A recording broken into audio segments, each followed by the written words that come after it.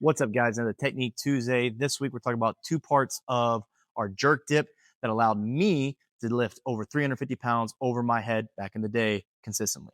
First thing that we're going to work on or talk about is our dip and our jerk. It's important that when we descend into our dip, that we don't descend too far. A sweet spot somewhere around 3 or 4 inches. We want to get to a point where I keep my chest up and we're almost completely vertical.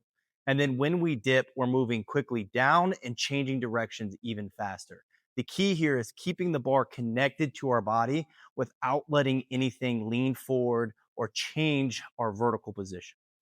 The second part is our grip width and how we're trying to create a little whip on the bar. The whip is where the outsides of the bar, where the weight is, cause the bar to flex as we descend into our dip.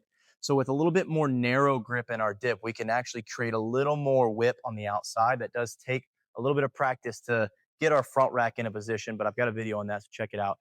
But that whip, when it's timed correctly, we can use the momentum of the bar coming back up to help us push that bar overhead in a little bit quicker manner and allow us to get underneath it a little bit faster. So when I change my direction, I'm dipping vertically, but I'm descending quickly, keeping this bar connected to me so that as I extend my hips and move upwards, I can hopefully time the whip to help me push the bar to that overhead position. Now, without any weight on it, it's hard to tell, but it's the dip and the change of direction that happens fast. The quicker I can dip and change the direction of the bar, the more whip I'm going to create on it.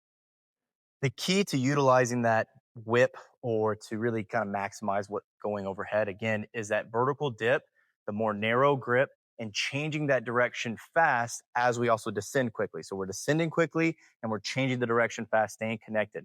That requires a very vertical dip. So one way that we can practice this, we can practice some jerk dip holds. So we'll get our weight on the bar and we're going to practice jerking or dipping into our heels, keeping a vertical torso and kind of working that dip position where we need to be.